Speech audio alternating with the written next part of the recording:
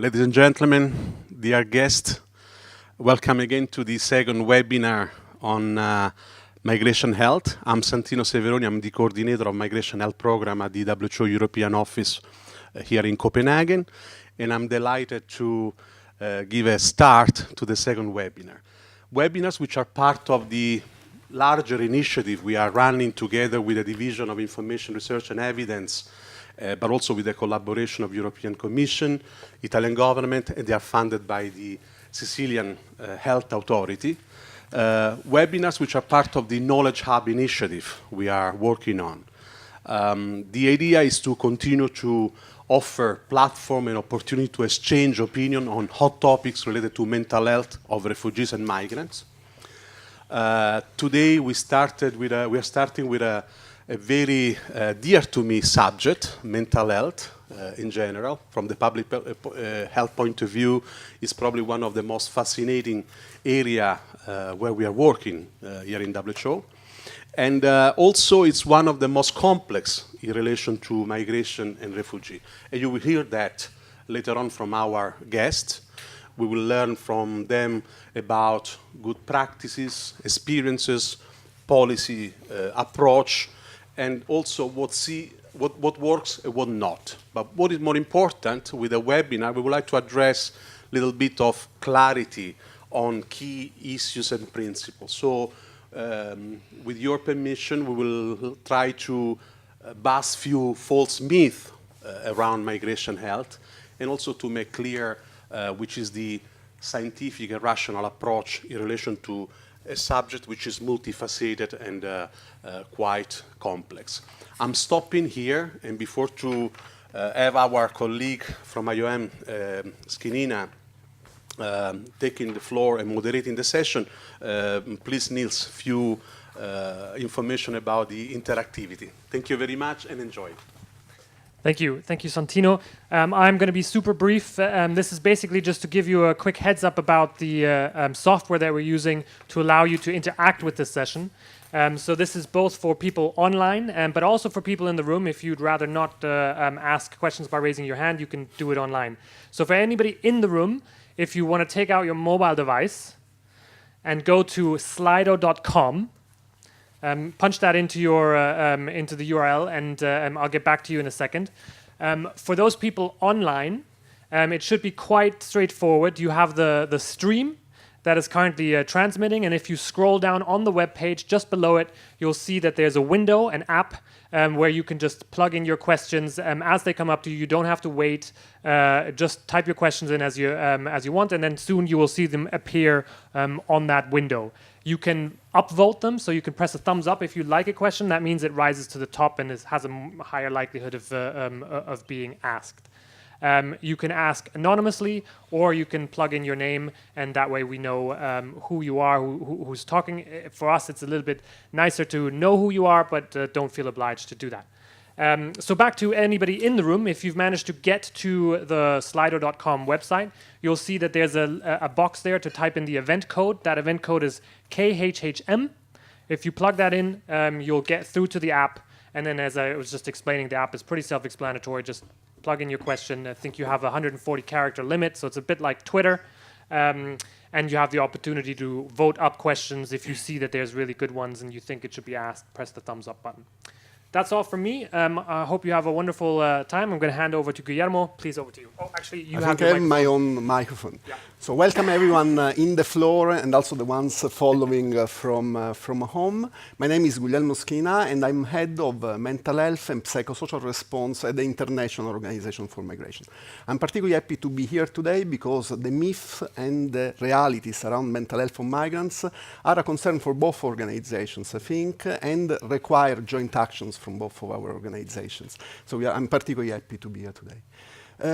Just a few words to introduce the topic, migration. When we talk about migrants, we are talking about 1 billion, an estimated 1 billion people, individuals in the world, of which 1/4 are international migrants. Most migrants migrate within regions. So most migrants in the European Union come from the European Union, not from Syria. And most migrants migrate from mid-income countries to high-income countries. So not from particularly vulnerable countries to the richest, but it's more of a upward social mobility scale, or objective that motivate migrants. Why I'm saying this? Because there is a bit of a myth, we start with the first myth, that we could have one narrative about migrants, one set of needs that we could identify that would apply to all migrants, and a golden rule, a one-fit-all model of responses to the needs of migrants. That's impossible, because we are talking about 1 billion persons, each one with their individual experiences, but also life histories, legal statuses, administrative procedures to deal with, and so on and so forth. Among migrants, we have very safe, what we consider to be very safe migration path. International students, migrant workers, academics, international civil servants. And these are majority, vast majority of migrants. Then there are other migrants, victims of trafficking, unaccompanied and separated children, refugees, and migrants who escape from wars, disaster, and let me point this out, poverty and famine. These are obviously different migration paths, and yet, while vulnerable and non-vulnerable migration paths coexist, there is a myth of the vulnerability of all migrants, something that is coming more and more out from the current discourse and public discourse. Migrants are vulnerable, socially vulnerable, and they create social vulnerabilities. Migrants are vulnerable from a health perspective, and they create public health threats. Migrants are emotionally vulnerable, and somehow there is this idea of trauma as a communicable disease. So if they are traumatized, they will traumatize us by default.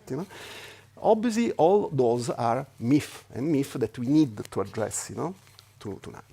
Then mental health. What is mental health? I would like to use the WHO definition of mental health, which I think is comprehensive and right, even though institutional, and probably the result of God knows how many compromises, but it's a good definition. It says that mental health is a state of well-being in which an individual can realize his or her own potential, can cope with normal stresses of life, can work productively and fruitfully, and can make a contribution to his or her community. So it's much more than the absence of mental disorders. And yet, if we break down this definition for migrants, let's look at what happens. So, good mental health is the capacity to cope with normal stresses of life. Migrants very often have to deal with abnormal stresses of life that have to do with the reasons why they have to live, with the way in which they are obliged to travel because of the lack of humanitarian corridors or other more dignified administrative procedures. The way they are received also is very often abnormal and put abnormal stresses on them, and then all the stress of integration. Good mental health is the capacity to express your own potential. Can you express your own potential when you're stuck in a, let's say, identification center for 3 years? When your title of study are not recognized in the country of destination? Can you express your own potential when you cannot even work because rules that are meant to protect you actually avoid you to do that? And then mental health, good mental health is the capacity to contribute to your community. But for migrants, communities multiply. There is the community back home, there is the community in the host country, there is the host community to which you have to contribute. All these communities have different expectations on you. They think you have different rights and obligations towards them. And if you look at the current political discourse on migration, we also see that many host communities don't want migrants to contribute. Actually do everything possible for migrants not be in the position of contributing. In this scenario, so the threats to mental health for migrants are many, if you look at the WHO definitions. Whether this brings or not to mental disorder is another issue. Because then we tend to simplify this complexity that has to do also with the way we operate as societies, pathologizing the individual, saying you cannot cope with all this, then you are sick and we have to treat you. Is that the case? Is that where we have to go? Isn't this something that actually creates a very gray area ethically, practically, technically as well? And that's exactly what we are going to discuss today with our panelists, and I'm very happy to be here, with some friends and some new faces. And we want to start with a living experience of Precious Frint. Precious is actually an Italian born in Nigeria. If I may say, is a Sicilian born in Nigeria, like me. I'm not born in Nigeria, but I'm Sicilian as well. Who has worked for many years as cultural and linguistic mediator in reception centers, identification center in the asylum process in Italy, in various regions of Italy. Is now based in Trapani and works for Médecins Sans Frontières. I leave you the floor. Thank you, Dr. Guillermo. Hi, everyone. I'm Flint Precious. I work for the organization called Doctors Without Borders, Médecins Sans Frontières, as a cultural mediator. We run a psychosocial support project in Sicily, Italy, for asylum seekers, which brings me to my topic of today. I've been able to share a lot of experience, wonderful, bitter, and painful experience with migrants from different parts of the world. One of my topics that I'll be treating here today is, like he already said, reasons why people do leave their country of origin, why they do leave their families, their homes. We have so many reasons. We have migrants leaving because they have been persecuted. We have migrants leaving because of economic problems. We have migrants leaving because of war and violation of human rights and others. All this put together, they leave because they want to change their present condition of life. And because there are no doors or open ways for people to move legally to other countries, so they have to take the hard way, which is terrible. People go through, like the sub-Saharan migrants, they go through the Niger, then the desert, and Libya, because that is the only route they have to enter Europe. They used to have other routes, but they have been closed right now. And all through those transit problems, transit way, people face so many issues and so many problems. It has cost so many lives. Many people have died on sea and in the desert. This has been a news that has been going on. The death rate on the sea has been very high of late. And why are all this? Because people are living to have a brighter future, which I think it's not a crime for anybody to want to manage his or her own lives. But when they get to the destination country, like I say, in every transition, there is always a destination country. There's always a destination. People leave because they have perspectives. They have issues to meet up with. They have people looking on them back home. So during the process of this journey, they are faced with some terrible experience. They have been locked up, they have been exploited, they have been raped, both men and women. This has been an issue coming up of late where we see young men lamenting of being raped. Then we have the human trafficking for the women, which is a very compound issue as well. So they have been locked up in prisons where they have been tortured for months, some for years. And when they finally get to leave that place, they are no longer themselves. Living there, they have to go through the Mediterranean Sea, which is like being between the devil and the deep blue sea, because they live they know, yes, we're going to Europe, but they don't know if they would arrive. I've talked to many people saying, I was leaving, but I never knew if I would arrive, but I just have to leave because I couldn't stay back.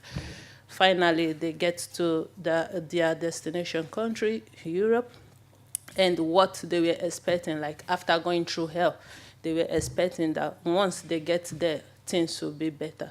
But in some cases, it becomes worse. It becomes worse in the sense that though they are not being tortured, they are not being raped, but psychologically and mentally, it becomes worse for those people, in the sense that some people, they no longer know themselves. For example, I met a guy who says, I can no longer look at the mirror because I don't think I'm the person standing in front of the mirror. This is not me. This is not who I used to be. I want to get back myself.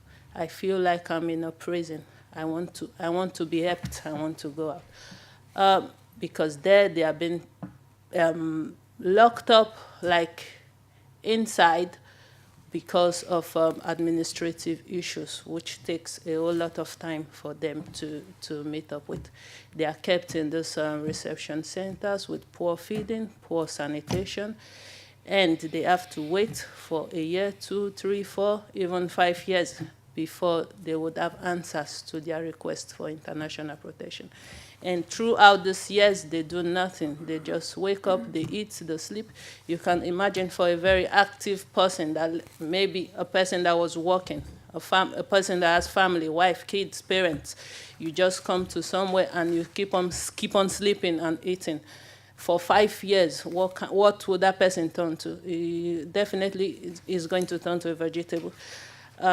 So they are dying inside. They are dying inside. And even if they have been tortured like 5 years ago, some people will say, I don't want to remember, I don't want to go back. But this year's being kept in this place, these vulnerable symptoms will start manifesting. Some people will start having chronic body pains, body itching, which is the nettle rashes. Even if they have been taken to the hospital medically, there's nothing wrong with them, but they have the symptoms, gastric stomach disorder, and so many other issues. I've met a guy, he was having the nettle rashes, the itching. He has done series of checkups, series of tests, there was nothing wrong with him. Then we started talking with this boy. We got to discover that these symptoms were as a result of what he has passed through in the transitional country, which is Libya. Because before he was being tortured, they were stretched under the sun every morning for months and beaten. So whenever he's walking under the sun, he starts having these rashes. And whenever he's about to talk or shout, he starts having problems because they take him back to the traumatic experience which he had before. So some will say they feel they're imprisoned in the destination country. Why is this? Because actually they're imprisoned mentally and psychologically. They need help. This is really the issue. Thank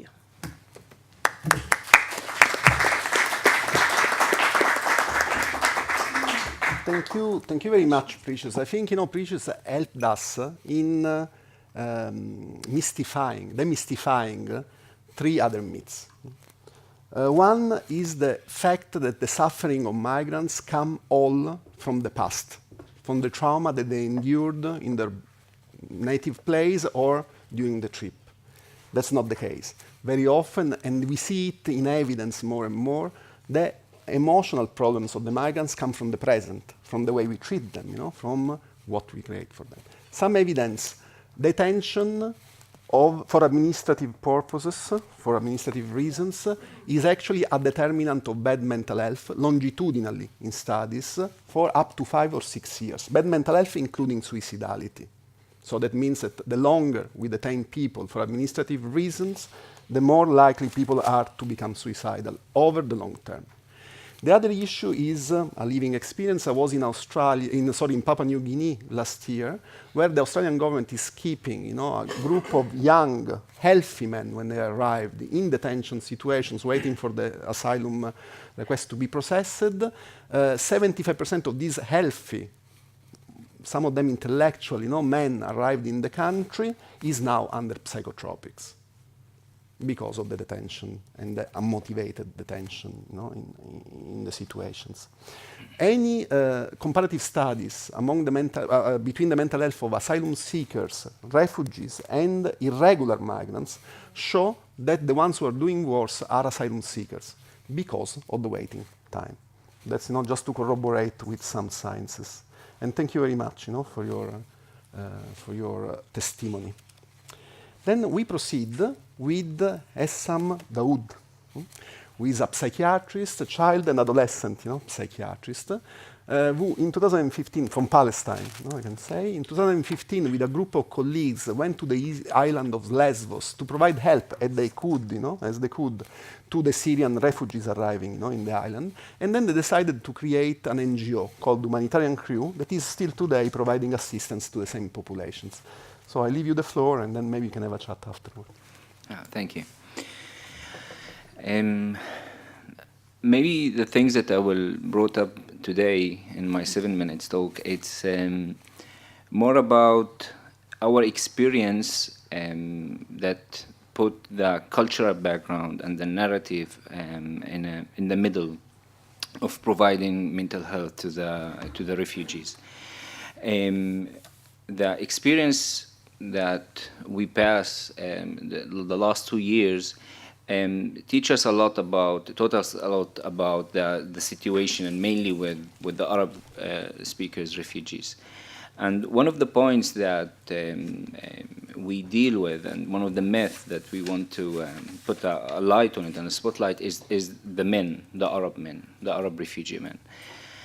It's more attractive to most of the funds, NGOs, big authorities, and to put the focus in the women and children as vulnerable cases, which is totally right. We are not doing any kind of comparison between the men and the women and children. But what I'm trying to say is to raise an awareness about the Arab men refugees. They are a group that most of us try or avoid with sometimes we do this on purpose, sometimes not, to avoid working with them. They are grouped together, they smoke a lot, they are not socialized. Now we saw a lot of also substance abuse, unfortunately. And more of the activities and goes to the women and children.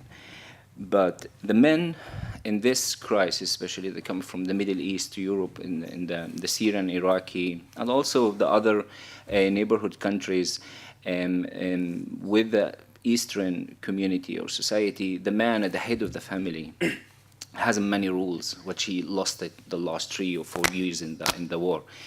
The position that he lost, also the feeling of guilt and shame because he was responsible for the family, the switch on the rules because of the much support that the women and the children take, and his role that he's losing day by day.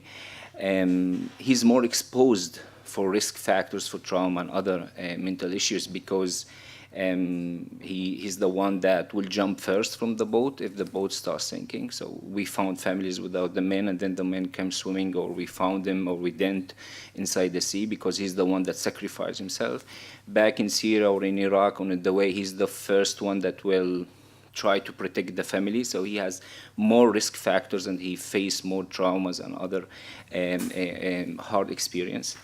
And during all this situation, he's the one that no one's talking with him in the camp. And then he need to face the woman empowerment groups and activities, which is very welcomed, and we do it ourselves. But when he's sitting next to that, just imagine he's in his tent or with his group of fellows smoking. He saw the woman go to the group of empowerment with a nice European guy or girl, and then she come back to the tent and she said, I don't want. And after 3-4 years of losing everything, she said, don't want. And then we saw, and we think that it's somehow doing the opposite, because there is a raising in the percentage of violence against women because of some kind of gender-based approach to the mental health support. So we start doing the opposite things, like the motto that I believe is working through mentality, not against mentality. We all approve, and we all say that this mentality should be changed if we want any kind of integration in the future or bringing back to go back home. But we should work through the mentality, not against it. And when we work against the mentality, we create a major clashes with especially the men. And we are not working with the family as a unit. We're working with individuals. We do empowerment of individuals, not as a family. And then we don't have a functional family. And when we don't have a functional family, we don't have a functional society or a community. And it doesn't help the family and the individuals to recover and to take part in the daily life in the camp. The men, especially come from an Eastern communities like me. I have a testimony about myself. Depression is not the same. When Freud and all our teachers wrote about depression, it didn't describe the depression of an Eastern man. We do it differently. It's not the same. We are more angry. We are more externalize everything. It's not talking about it, which is we don't talk about it. It's a shame. We are more aggressive. We are more angry. More smoking, substance abuse, and it's less asking for help. Something that make the working with the men in the refugee camp more hard, because it's very hard to approach them, and also to communicate with them and to ask for them, and especially the language, especially that most of the humanitarian aid workers are female, which is a bit difficult, as we witness in Greece. Most of them are female, also in our NGO, so it's a bit difficult for the men to communicate and to do a therapeutic alliance and connection. And the whole gender-based approach about the men and women, it's based on the difference of the mentality and the cultural background of the hosting countries and the refugees, especially in the route from Syria, Iraq to Greece and Europe.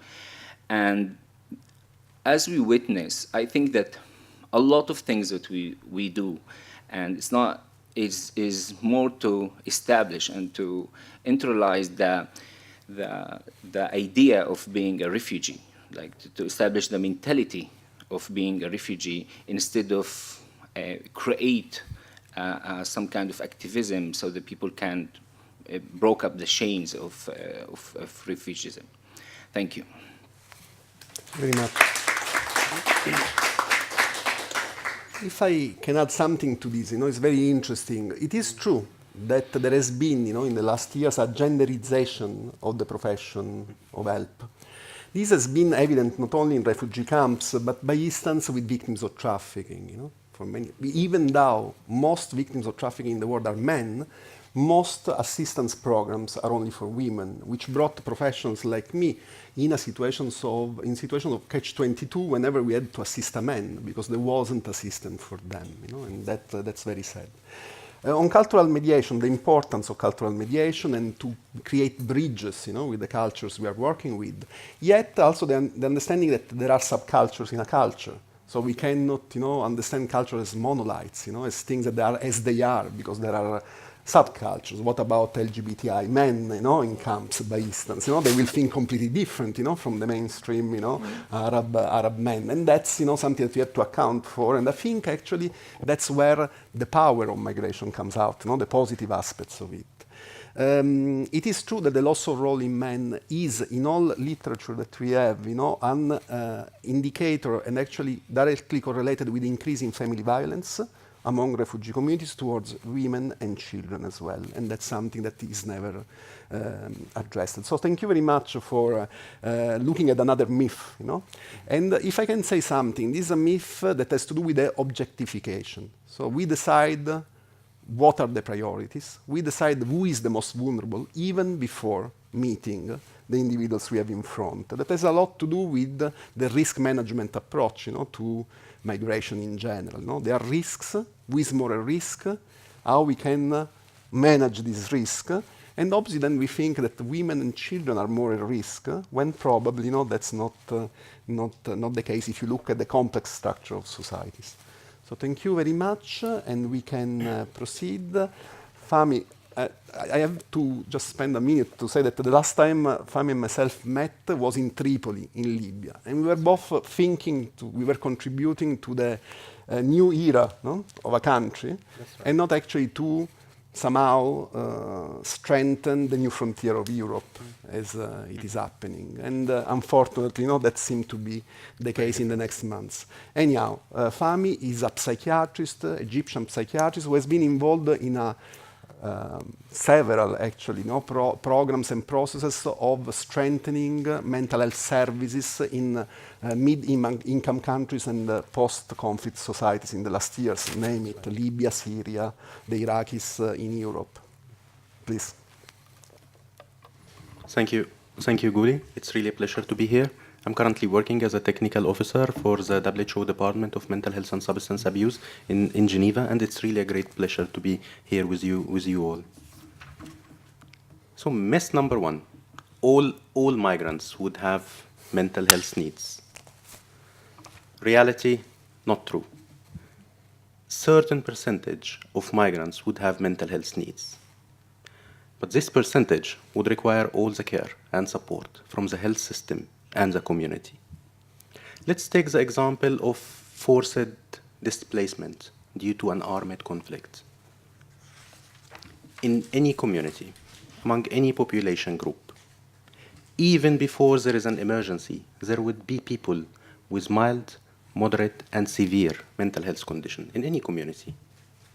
When emergency come, we know according to WHO projections that the percentage of the people with severe mental health condition would be around 3 to 4%. And we know that mild and moderate mental health conditions would be around 15 to 20% approximately. I'm not talking about post-traumatic stress disorder here. I'm talking about wide range of mental health conditions, which could be depression, disabling forms of anxiety, PTSD, and other mental health conditions as well. Wide range of mental health conditions rather than only one. This percentage of population is a vulnerable group. They can be exposed to human rights violation. They exposed to the suffering of the armed conflict. They may be exposed to the difficulties and extreme stress of moving from a country to another country.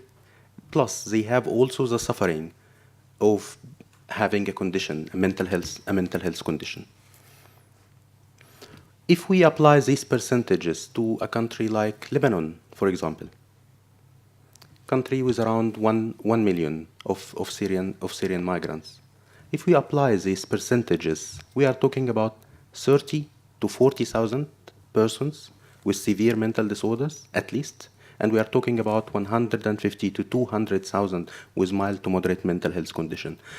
Large number, especially in large migrations, that can represent definitely a challenge for the resilience of health systems and mental health systems. Second myth. Migrant mental health needs are all the same, and they should be trauma-focused. Reality? No. Migrant are very diverse group of population, large group of population. Causes of migration are very diverse, as well as the mental health and psychosocial needs of migrants. They would be diverse as well. WHO, in fact, does not recommend building systems focusing only on one condition like post-traumatic stress disorder, or focusing only on one aspect like trauma, but more holistic approach to the migrant mental health. And good quality migrant mental health response should be based on good quality assessment and should be context-based. And the good news is that there are a number of tools which are available as WHO UNHCR toolkit for assessment of mental health needs and resources in emergency settings. And there are several examples of good practice using these tools. Third myth. Establishing mental health response systems for refugees and migrants is not sustainable, not cost-effective, as it's targeting a small group of population. Reality, in many countries in the world, including in low and middle income countries as well, countries were able to rapidly build a response system to cope with the migrants' mental health needs, following large number of migrant influx, and in many situations because of large migrant influx. And we have many stories in recent history around that. For example, in the WHO report on building back sustainable mental health care systems after emergencies, there is a case study from Jordan after influx of large number of Iraqi migrants back in 2007. And there was an interest from funding agencies. And because of that, Jordan at that time in 2007 had its first ever mental health policy, had its first ever mental health multidisciplinary team, its first ever community mental health centers replacing the institutionalized mental health system. And Jordan started to use WHO image gap intervention guide, was in fact one of the first countries in the world to use it. Image gap intervention guide is a clinical decision-making tool designed for lower income settings to scale up services for priority set of mental health conditions by non-specialized healthcare professionals who are not specialized in mental health, by task sharing to rapidly scale up services. And at that time, Jordan didn't select post-traumatic stress disorder. At that time, back in 2007, Jordan strategically selected to scale up services for depression as well as for epilepsy. Very similar work is actually happening nowadays in Turkey with support from the Euro office, by scaling up services for also priority set of mental health condition, again using image gap, but in the Ministry of Health in Turkey, together with WHO, has translated image gap to the Turkish language and adapted it to the Turkish mental health system and built the capacity of a team of Syrian registered doctors, as well as a team of general practitioners from the Turkish Ministry of Health. And they started providing services at migrant health centers together in more than 12 provinces in Turkey, in more than 80 migrant health centers, and the process is still ongoing. So in summary, not all migrants would have mental health needs, but a percentage would. Mental health services for migrants should be built on good and contextualized assessment. Building sustainable mental health care for migrants is possible, and there are many cases of good practice around the world. Thank you. Thank you very much. You partially responded also to the first question that came from the web, which is the challenges and difficulties of the migration process do lead to an increased incidence of mental disorders, and what are the epidemiological data available? You did it only a little bit. If you allow me, I will just complete that, the answer to that question. So what he said about emergency situations is true. We have more data about specific categories of migrants. So it's true that victims of trafficking are more at risk of mental disorders than other categories. It is true that unaccompanied and separated children are more at risk of other categories. It is true that refugees are somehow, and in many situations, in many instances, especially tortured refugees, more at risk of mental disorders. And it's also true that there is one condition, which is not PTSD, for which migrants are consistently in literature more at risk of the disorder, that is psychosis, schizophrenia. Which, however, have to do with isolation very often. So the prevalence is higher, but it's very much due to how people are integrated in the society. It's not something that they bring with them or happen during the trip, to the shores. So that's however, we have to consider that this difference that is significant in statistical terms very often translate, as you were saying before, in numbers that are in general terms not that big in terms of differences. So they can become big if there is a big migrant influx, but they are absorbable from the existing mental health system. The other issue is it's true that in many countries the care, so since the donor interest was on migrants or refugees, this was used, like in Jordan, to create a better mental health system for everyone. And that's an instrumental use of the funds. But in developed country like ours, in Europe, I think we should build really on what is already existing. We have the capacity, and we have the resources. The only what is missing is the political will to put these resources at the service of the new populations that arrive. The last thing, and it's a question for you, is the issue of language. In Jordan, creating better mental health system for everyone would serve both the Iraqis and the Jordanian because they speak the same language. What happens in country where the migrants don't speak the same language or don't come from the wider cultural environment? Thanks, Guri. I think this is a very important point, and I'm sharing from practice now what my good colleague Dan and I are experiencing in Turkey. Turkey, in fact, ensured that registered Syrian doctors are involved in delivering the services, and there are lots of resources among the refugee communities themselves, not only the mental health professionals, but also among the translators or others who can be supportive in this process, either as being professionals and contribute to service delivery. They also know the culture aspect very well, but also as translators.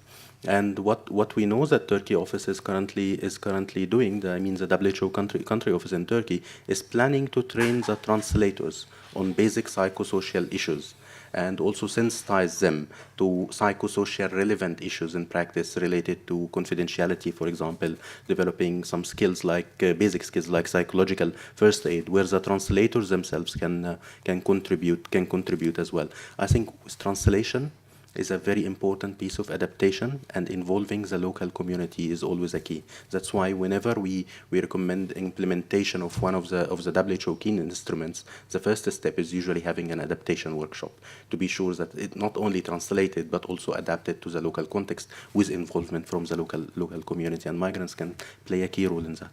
Thank you very much.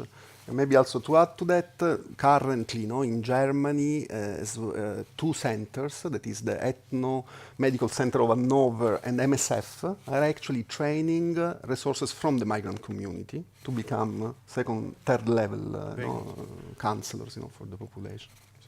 Just that. Thank you very much. Thank you. And we go now to the last, but not least, of the speakers, that will bring an historical perspective on how the mental health of migrants was perceived by the migrants themselves and not by the service providers in history. Marjorie Harper is professor of history at the University of Aberdeen, has contributed to the companion Migration and the Empire of the Oxford History of the British Empire, and to the series of publications, edited the series of publications on migration and mental health, past and present. Please. Well, my perspective is, as we just heard, a historical one. I focus on mental health issues among voluntary migrants to the so-called British world, that is the former British Empire and the United States in the late 19th and early 20th centuries. And because of privacy legislation, I can't take my studies beyond 1917 at the moment. My findings are based on a variety of documents, mainly the case register, the hospital admission registers and case files. And we've heard already about the juxtaposition of myth and reality, and that juxtaposition is very evident in the historical record as well. Promotional rhetoric by recruitment agents and other interested parties meant that most migrants were going out with a clear expectation of betterment. We've heard about the search for betterment already as well. And that they often found that expectation of economic betterment and enhanced social status turned into a very different reality. And I'll just give you one example of this. The man called James from the Shetland Islands, he was admitted to the psychiatric hospital in Vancouver in 1899. Now, normally the only record we have of patients is from the records generated by the hospital. But in James's case, I was very fortunate to locate in an archive in Shetland a letter that James wrote to his mother about 9 years before he was admitted to hospital and just a year after he had emigrated to Vancouver.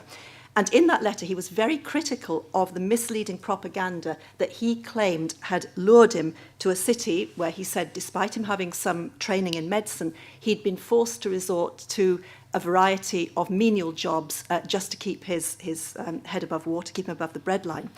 And he concluded his letter by saying that his last dollar had just gone on rent for a miserable shanty, wooden shanty in which he was living, and his last cent was about to go on posting the letter to his mother.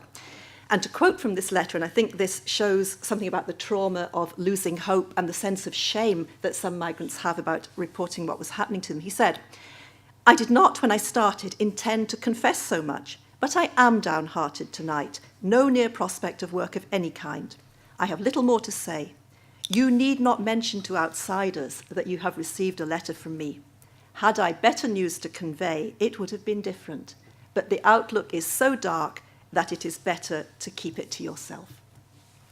Now, 8 years later, we find James in the hospital, where the admission register described him as being a man of, quote, "no occupation," unquote, whose illness was caused by inebriety. Now, it's unclear whether his plight was the result of alcoholic intoxication or whether he descended into alcoholism because of unfulfilled expectations. But what is clear is the value judgment involved in the diagnosis. And James's case is a snapshot of the mismatch that the records often hint at between the perceptions, as you were saying, of the migrants themselves, or more commonly their relatives, about the causes of their illness, and the diagnoses and responses of clinicians and policymakers. Now, we might read case notes that suggest to us that illness was triggered by factors like a traumatic journey, an alien physical or social environment or cultural environment, disappointed career expectations, homesickness, the absence or the breakdown of family networks or community networks, or the hostility of the host society. We can read that a lot, I think, between the lines. But from the perspective of the clinicians and the policymakers, moral evaluation lay at the heart of both the diagnostic process and the response. Reflecting contemporary medical theories and political rhetoric, heredity was very, very frequently cited as a predisposing factor. And the clear implication there was that the sending society was simply exporting its insane, and that was unacceptable. And when patients were admitted to hospital, they were generally questioned very closely about their family history, particularly any previous hospital admissions. And letters that survive, in some cases, from family, in those letters you find it hotly disputed when that diagnosis of hereditary mental illness was floated. And what were referred to as bad habits, that's a quote from the records, bad habits being venereal disease or, as in James's case, alcohol abuse, they featured very, very prominently too in the questioning of patients and the assessment of the clinicians. In another case that involved hereditary alcohol abuse, the Vancouver hospital record tells us, again, it's a Scottish patient called Harry. His father and uncle had died in an asylum in Ireland. Now, Harry was a rolling stone. He'd spent the previous 6 years before his admission in Canada, Africa, the United States, back in Scotland, and then back in Canada. And he'd been convicted of drunkenness and vagrancy and then ended up in the hospital. Now, his case notes record that he has, this is a quoting from the case notes, he has no fixed delusions except those usually found in a degenerate, unquote. And in response to the question of whether he was dangerous to others, the doctor wrote, "not more so than others of his class," unquote. So very clear value judgments there. Now, moral evaluations also involved linguistic issues as well as racial and ethnic stereotyping. In the English-speaking world, those who didn't speak the language were clearly at a huge disadvantage and at risk of having their inability to communicate becoming part of the diagnosis, and I could give you examples of that. Racial and ethnic stereotyping tended to focus on appearance, and that was closely linked with the development of eugenics and often targeted, the era I'm looking at, migrants from China. Now, most of my examples come from the Canadian records. Now, finally, if we cross the border to the United States, we find a particularly dramatic juxtaposition between image and reality in the setting of New York Harbor, where on the one hand you've got the Statue of Liberty pointing to, inscribed with Emma Lazarus's famous inscription, famous welcome to immigrants. But the huddled masses and the homeless and the tempest tossed that you find in the poem, very often sometimes found at neighbouring Ellis Island, that the golden door of opportunity and entry might be slammed in their faces. And a major reason for denial and deportation was because in that age of eugenic nationalism, the US was determined to deny entry to those who, for a range of physical and mental and moral disabilities, were termed, and this is what they used in the terminology then, defectives. They were termed defectives. And because they were defectives, they were seen as a threat to the security and the prosperity and the progress of the United States. To finish where I started, this is a historical snapshot, but I do think many of the issues are timeless. The catalysts for mental illness among 19th century migrants are echoed, albeit in a much more dramatic and traumatic form in the experiences we've heard about today. And while terminology and treatment have undoubtedly moved on, I do wonder if attitudes have not always changed in tandem. Fears that are real and imagined about health and welfare provision, about crime rates, economic competition, and cultural non-assimilation. I think they still dominate much thinking about migrant health in general, and about migrants themselves in general. So I wonder if we can use the evidence of hindsight to identify some of the persistent or recurring weaknesses in attitudes and policy and practice, and perhaps we can learn from the past. I hope so. Thank you very much. I think we can certainly learn from the past. And you said that your research, finished basically with the First World War, But Sandro Cattacin, who is professor of sociology at the University of Geneva, went on studying Europe in particular, migration, internal migration in Europe, let's say after that period till the 80s. And he also identified two myths: the healthy migrant and the unhealthy migrant myth.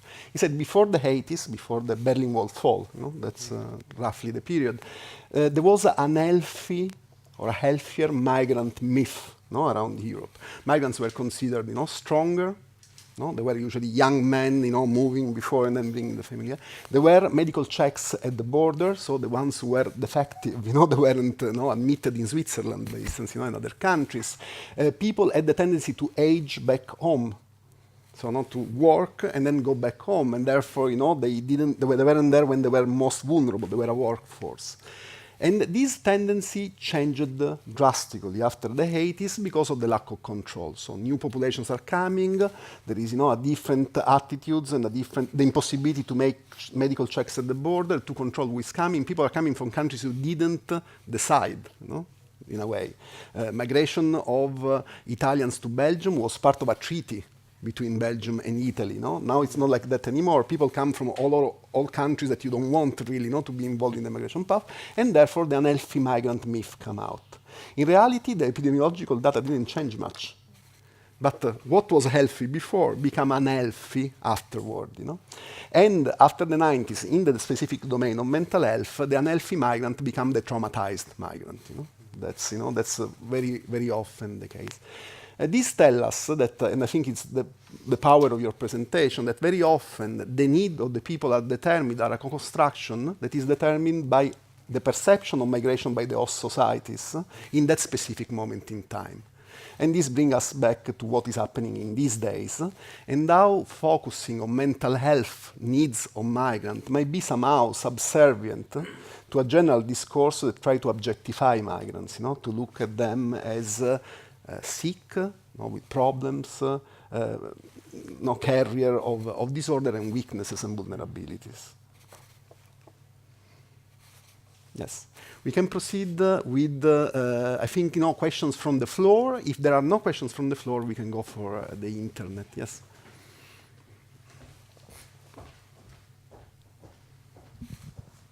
Yes, thank you. We spoke about substance abuse. I don't know, is there any epidemiological data on the substance abuse on migrants? Is this a myth or is it a reality? And that's, FAMI's field. I'll comment on that, and also I'd like my colleague Dan Chison to comment, to give more about the European perspective on that as well. The answer is that we don't know enough about that. At least currently. Substance use among migrants can be a continuation of substance use before migration, can be exaggeration of using a substance that already started, or they can be actually taking new aspects of using new and different substances depending on the host population. So it can be a change. What we don't know also enough about is the incidence of new cases of substance use. We don't know enough information about that, but we know that continuation can happen, exaggeration can happen, change of a pattern can happen. There are many theories about the link between migration and substance use.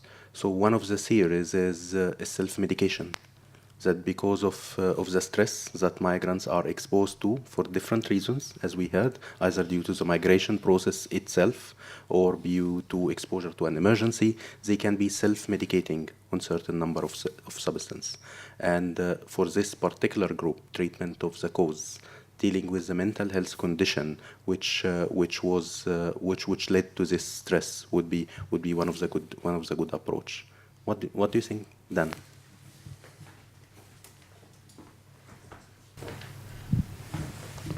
Fahmi, I can't add anything to what you just said, which is why you're on the panel and not me. But perhaps I can take the opportunity of having the mic to ask a question or a key issue, which partly addresses one of the online questions, which is about the policy priorities to address the needs of refugees, and put this back to the panel, which is a kind of a tension between migration as seen as a transitional process, and yet as a body of humanity, this is clearly something that is anything but a transitory situation. So it's here to stay, and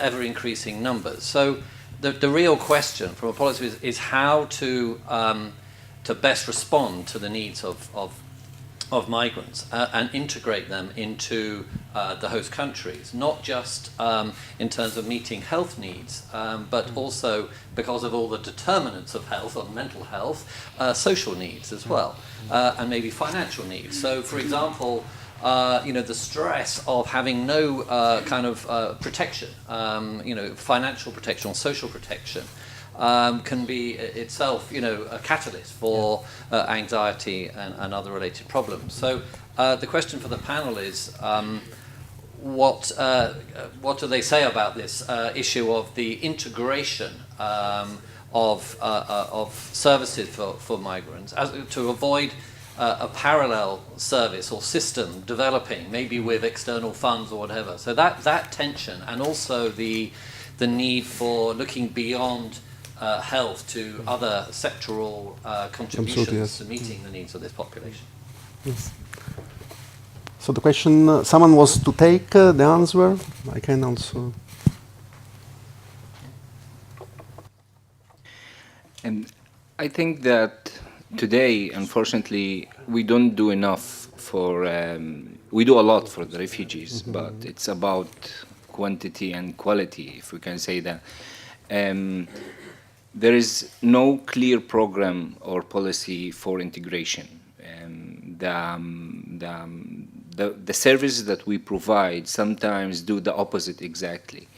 The financial issues is very tricky, because if you give too much, or if you give enough, or something that can give the people the feel of the sense of to be safe financially, sometimes also teach them. You give the fish, but you don't teach or learn how to fish. And we saw it in the camp.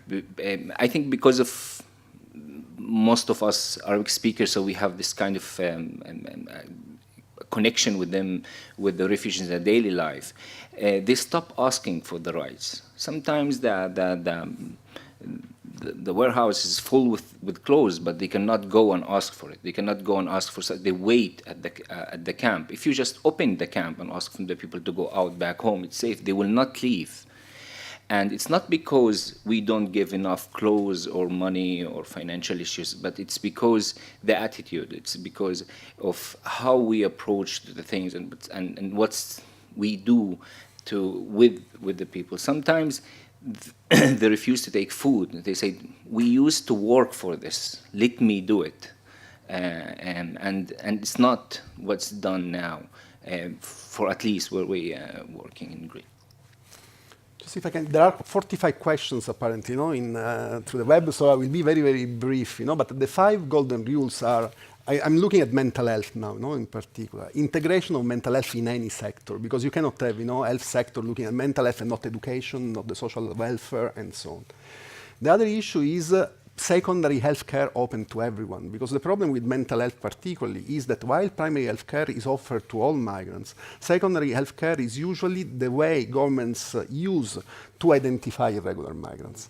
So they have to register and so on. And most mental health care in our countries is actually located at the secondary or tertiary level of care, not at the primary, and that creates a major problem. The issue of livelihood and psychosocial support, the integration of the two, the World Bank is using, is working a lot on this because they see that livelihood without psychosocial support doesn't work, in refugee context. And if I can say, the needs of refugees who newly arrive in Europe, well, let them arrive. That will be the first policy issue because, now the tendency seems to be absolutely another one. If I might say. So we can go through the questions. The most liked is to you, Dr. Hassam. How are you planning to encourage Arab refugee men to reach out for help? And what are the challenges you'll be working on? I have a funny story about this. Once in one of the camps that we work, we had a problem that people doesn't want to talk with us. Like, we are Arab, we speak the language, we have the culture, most of our refugees even, but we don't even, we do community services, and so we don't have any kind, we couldn't reach the people, even the women. So we decide one day to make a coffee. We bring Arabic coffee from back home that have a strong smell, and also the thyme with the olive oil. And we did it in the morning, and we don't ask from them to come. We just did it or start eating, and the people start smelling the coffee and the thyme. And biologically, there is some kind of reactivation in the amygdala for good memory, and the limbic system start working, and people start approaching us and talking with us. That we use a lot the smell in our intervention. But what I'm trying to say here, we need to approach them. It's not. We need to go and talk because they lost the belief in others. They feel broken. They feel ashamed. So the way is to understand the cultural and the background of these people and to work through this. Not to send a nice 22, 24 beautiful lady come to talk with them because he will not be open. You should send a man the same age. There is a lot of very sensitive and small issues when you need to reach. So the issue is how to respect the mentality, working through it, the cultural background sensitivity, then you will reach them. But you need to go and knock the door in the tent. They will not come. If I can add very briefly on that, as I said, the training of male refugees, in mental health issues is actually another way through. As IOM, we developed a couple of years ago, together with a group of Syrian men, a self-help booklet that is with the pictures and messaging that has been very helpful because for men who are not forthcoming, reading something at home is a better, way if they can read. And it brought to a lot of men then to refer to our services, saying, I read this, how can I approach you? I will make them upload the booklet, in the website so you can have a look. How far negative medial portrayal of refugees and unwelcoming attitudes contribute to the mental health problem of refugees? Are there any studies? Any answer to that? There are studies from the UK, from Sweden, that are coming out, in these days. However, I would like to point out another issue. We talk about mental health for migrants, and we are not talking about the status of our societies. This negative portrayal might or might not, I think it does, affect the self-perception of migrants. But what does it do to our psyche as societies? When we talk about PTSD are unmotivated fears, are delusions, starter responses. All these things are exactly how we are reacting to the phenomenon of migration. That is not an emergency, as you were saying. It's an integral part of our new anthropology. Yet we refer to it, we react to it as if it was a traumatic issue for our societies. Look at the public discourse. Unmotivated fears, startle responses, psychosis, collective psychosis, the necessity to bring the problem out of you, something that is part of you, part of the society. You have to bring it out, segment it, look at it from outside, think that you can manage it while you can't, because it's part of yourself. All this is the psychosis of our societies. So that's what the media portrayal of migration is doing to us. And there is no way that migrants can be healthy in an unhealthy society where they are considered to be the problem. I don't know if you want to add anything on this. Can I just add a word about terminology? And I think you touched on it when you were talking about migration as just a feature of life. Maybe we're using the wrong terminology because it's a sort of us and them terminology. Migrancy, I mean, it's not a word in the dictionary probably, but migrancy has a sense of always being on the move. We are all migrants in some way. And to that, I just wonder if a change of the common terminology would help us get our heads beyond that segmented perception that people go from A to B, possibly B to C, but and they are different from us. But it's I don't know. One of the issues here also would be the double stigma, because we don't want to forget that in many countries and in many communities, mental health conditions have their own stigma. So to add to that the negative label of being a migrant, that's I think double stigma and can affect both conditions definitely. Mm-hmm. I go to the next question. What are the best practices developed in the European Union countries for both prevention and intervention programs and services? Services examples would be perfect. I agree if there were, but that's anyone want to answer?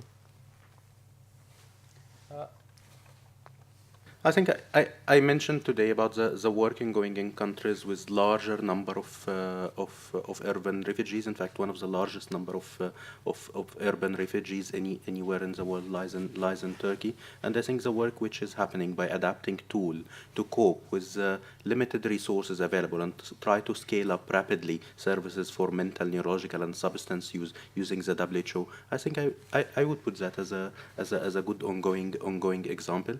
I think also there is very important work as shared by our colleague Dr. Aysam today, which is happening in Greece. I think there are many good examples, but I think the crisis is happening now, and still it's too early a bit to I think come to conclusions. We need to look and try to identify learned lessons. I'm getting back to Dan again. If you can identify, please. Syria. Syria with internal displacements, but also with an ongoing conflict.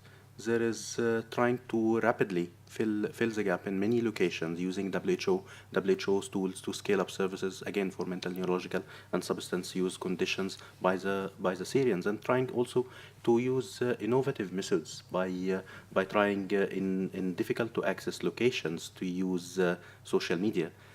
And to use telecommunication tools to do supervision for non-specialists who would need to get clinical advice. Yeah, Precious, you wanted to say something. Yeah, I wanted to say that right now there are so many mental health problems with migrants coming up, like unlike as it was before.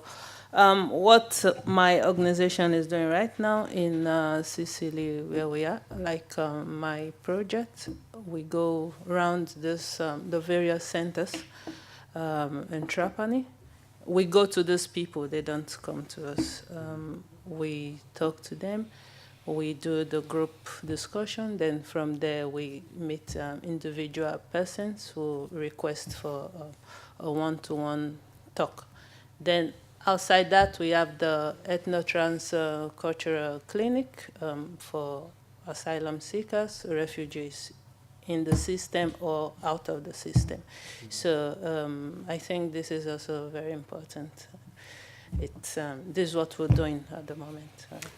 If I can add, you wanted to say something? Yeah. One comment about the questions. When there is nothing done, nature doesn't like gaps and vacuum. There is something that will come and fill this. And unfortunately, it's not. At the beginning, it was the civil society. Like, there's a lot of people, volunteers, individuals. Even The Guardian, I remember, wrote about Lesbos that there is too much volunteers there. And when we don't have something structured and formal and well-based, and we leave the field for the goodwill of the people, we leave it for unprofessional people. They are good people, but it's like someone need a surgery, and the one who do the surgery is not a surgeon, it's the same. And the problem is that we don't look at the mental health as equal as the body health. Like, mental health is something, anyone can do it, anyone can do psychosocial support, we can train someone to do this and to do that.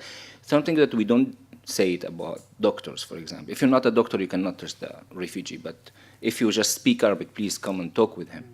And the consequences here is not just on the refugee, but also about the volunteers. I saw people there. I'm one of them that come back home. I just ran away from Greece in 2015 after the big shipwreck because of nightmares and stuff. And I saw the people there, how they suffer. I also saw the Superman syndrome that everyone want to help. So the problem that we don't have a restricted policy and protocols for what to do. We leave the field for the individual, which is not good.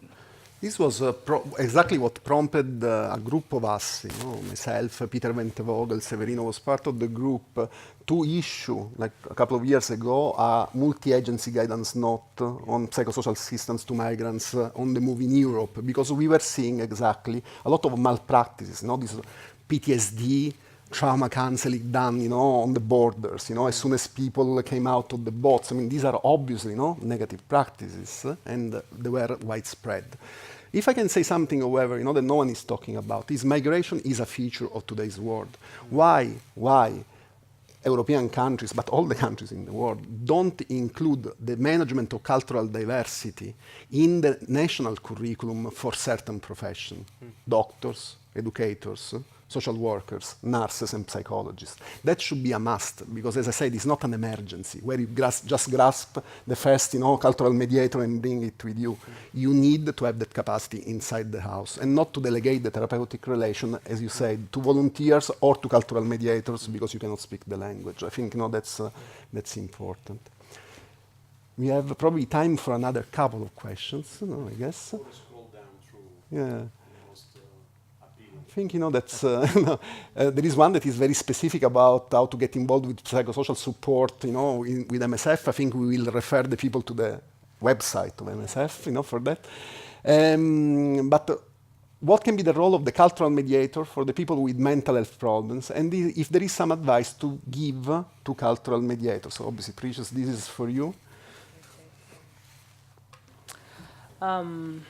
The roles of the cultural mediator for the people with mental health problems. It's a very important job, because one, you have to put yourself in the shoes of other people. A cultural mediator is different from an interpreter. Interpreter, you have to say all the things that have been said. Why being a cultural mediator, you have to interpret both verbal and non-verbal languages. So what you have to do, being a cultural mediator, you've arrived a certain level in the society. You integrated, you know other things that they don't know. When you are in front of those people, you don't have to feel superior. You have to bring yourself down to their shoes, because they are watching you. They believe more in you because you share the same cultural background and the same values than the other person, probably the European, the stranger sitting in front of them. So whatever they are doing or whatever they are saying, they are looking up to you as their role model. So it's a very, let's say, important job, and it takes process to really learn this thing. Yeah. And probably an important issue to add to that is that the presence of a third person in the therapeutic relation is not something that the therapists themselves are used to or are trained for. And therefore, we spend a lot of energies in training cultural mediators, but no energy in training professionals on how to use how to best use cultural mediators, which is equally important, because a relation in three is not like a relation in two in any field, and that's the therapeutical one as well. Sorry, there was actually a question from the floor. Sorry, just wait for the microphone. Hi, my name is Suraj. I work with the Migration and Health team here at WHO. Thanks for interesting and lively discussion. One, I think we have discussed that briefly, but maybe my question is more on the prevention or the health promotion aspect, because now what we are discussing here is more on how to treat, what are the different ways to do with it. And as you said, and as a lot of other research is showing, they probably come with, at least in case of mental health, has often better health than the host society when you go for the typical Western developed questionnaires on PTSD or quality of life or whatsoever. So in that case, it might be worthwhile to discuss or at least shed light bit on health promotion efforts, at least in the EU or in the wider European region. What are the various kind of works done by organizations? Thank you. Anyone wants to take it? So the question is basically about what is done in terms of prevention, and not only in terms of treatment of mental disorder, but in fact, of supportive measures that look also at determinants of mental health. I think that the first thing that we should do is to recognize that mental health is equal to any other aid, humanitarian aid that we provide. This is the first step, because when, for example, in Greece, the refugee crisis starts, the first time that the term psychosocial support start raising up, it's just when the boats go down, when the EU-Turkey deal, and there was no funds for other things, no attractive pictures with the babies in the shoreline, then the angels start asking, well, what to do now? Psychosocial. But this 6 months, the not acceptance, the mental health as a main issue, not provided on the rescue boats and also on the shoreline, we will pay for it in 20 and 30 years maybe, because we don't prevent there. We provide blankets, bananas, and doctors and everything, but we don't provide anyone to explain to the mother and the children why they took the baby from her in the shoreline, and she started calling for him. And then she's crying, and she doesn't understand anything. So these interventions that would prevent a lot of things in the future would be the essential, just if we recognize mental health as equal to any other health assistant we provide. Another important aspect you mentioned is promotion. And promotion is key to scaling up services to migrants, because one of the biggest barriers is stigma and limited awareness about mental health conditions. So the service can be available, but the person and the caregivers do not know that this is a mental health condition and do not know where to seek for help, or stigma is preventing them from accessing. So a big component of promotion should always be awareness raising and working against the stigma to actually create demands. Otherwise, the service would be there, but there is a big barrier, which is stigma and limited awareness. This probably also combined with the fact that we have also to acknowledge that a lot of the emotional issues refugees are going through are normal reaction to the normality of the situations they are facing. They don't need necessarily a psychiatric or a professional help. They just need probably also a diffused capacity to understand the emotional experience they're going through in border guards, people that are in the rescue teams, and so on and so forth. Because I wouldn't also promote the medicalization of, no, as you said, people arrive on the boat, a child is taken from the mother. What you have to do is to sensitize people, not to take the child from the mother before you send the psychiatrist to counsel the mother. That's, I think, the... And coping methods is definitely a component. And also, yes. Are European psychiatrists trained and ready to provide informed MNH? Mental health, care to refugee and migrant population residing in the European cities? That's a big question. Fami, do you want to take it? Then I can... Maybe Precious, also based on your experience.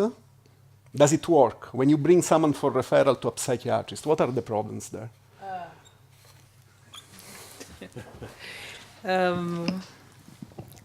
In Trapani, where you operate. In Trapani. English. I mean, language would be probably the first, but you are there to translate. Then? Yeah.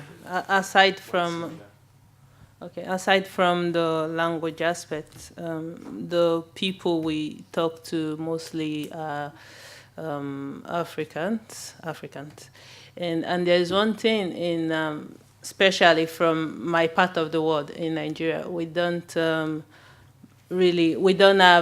we're not used to maybe psychologists or psychiatrists.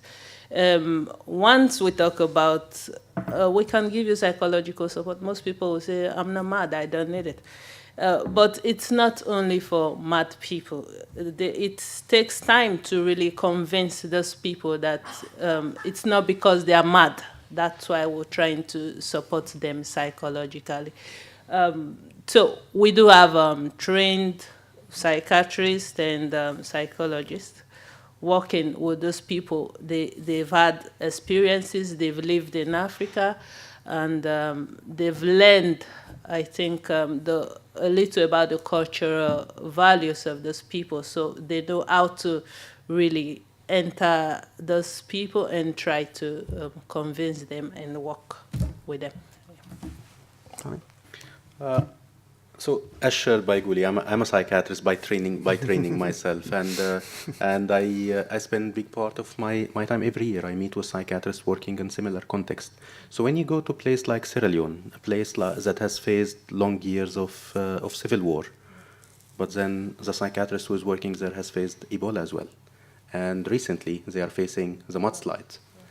And although these are very different emergencies, but somehow the impact on the infrastructure of the system is similar, and the impact on people life. War is a very complex phenomena, and similarly, when you see the psychiatrist in South Sudan, who see years of civil war, but now facing conditions where there is extreme food shortage with mental health and psychosocial consequence, as well as infectious disease. Guli, you want to say something? No, South Sudan, the one psychiatrist exactly, is there, exactly, with extremely limited resources.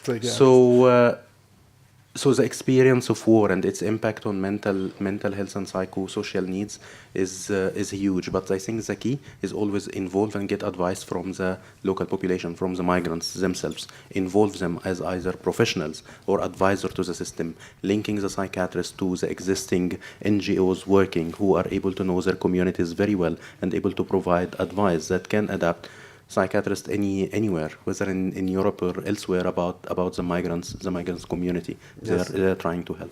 And if I can add to that, again, I think the national curriculum for psychiatrists, as many other health professions, should include the transcultural model and the management of cultural diversity in the health relation. Yeah. That's now a necessity in a way. I think we have time, probably not time for... 4 minutes. 4 minutes, so quickly. What is the role that local NGOs play in the mental health for refugee and unaccompanied minors? And is this group the most impacted with the hardship of migration?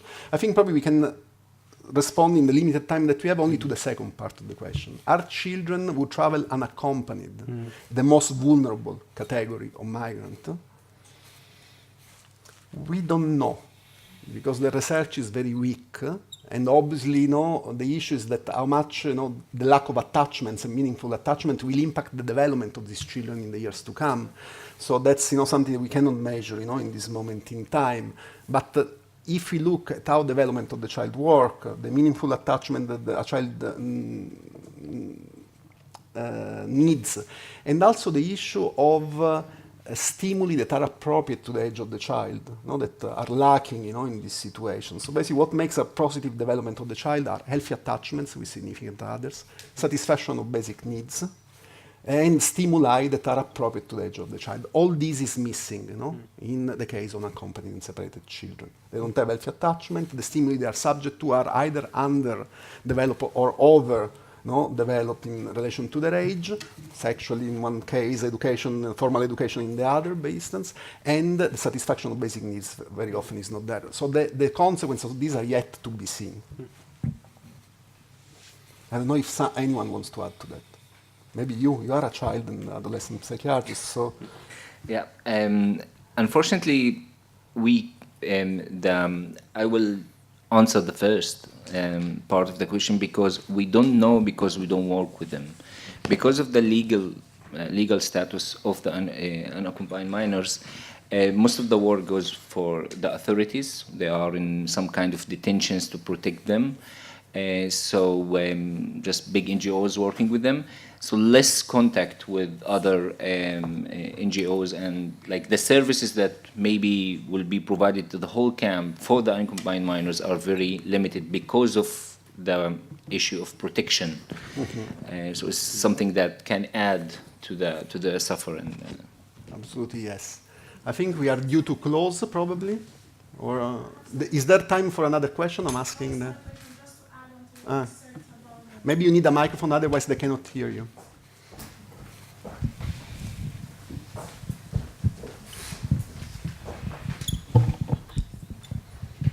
Just to add on to what he said about unaccompanied minors, I've worked with unaccompanied minors as an integration supervisor in Sweden, and the system in Sweden is managed by the government or the municipality. They have a well-structured system, and they provide really good psychosocial support to the children, because some of these children have been through trauma, like traveling from war-torn countries, and at times they will just get up at night and start screaming and crying and fighting with each other. Most of the time what we do is just book a time and drive them up and drop them to the psychological support people who will talk to them, and they will maybe spend the night over. And we try to create a lot of activities for them to keep them maybe not to be thinking by themselves, like football, sport, go swimming. Like we try to really integrate them into the society and try to bring up activities for them to do. So I think it depends on the country, but in Sweden, the system is well structured and is organized by the municipality and the government, and they have a well-refined structure that provide great helps to them. There will be a conference in Stockholm on the 24th of October exactly on these things for the ones of you who are interested on these issues. I think we need to close. Unfortunately, time is over. A beautiful session. I'm sure all of us, we would enjoy to interact and listen to our guests for much more than what we had today. Although given the interest and the huge amount of questions, we gave 30 minutes more to this session, so thank you very much for staying over despite the longer session. In thanking the distinguished guests and experts, I would like to thank the team which silently and behind the curtain made those events possible. Joseph, Simona, Pino, Niels, working on Edvig, standing there, working very hardly to ensure those webinars. And in fact, they are already working on the next one in October, 17 October. Because of the relevance of mental health issue, we thought a quite new approach, innovative approach, to have more an introductory or divulgative type of discussion like today, focusing on false myth, and moving into more technical discussion at the next webinar. So many of those questions would be utilized as a base also for preparing the discussion at the next webinar. Thank you very much once more.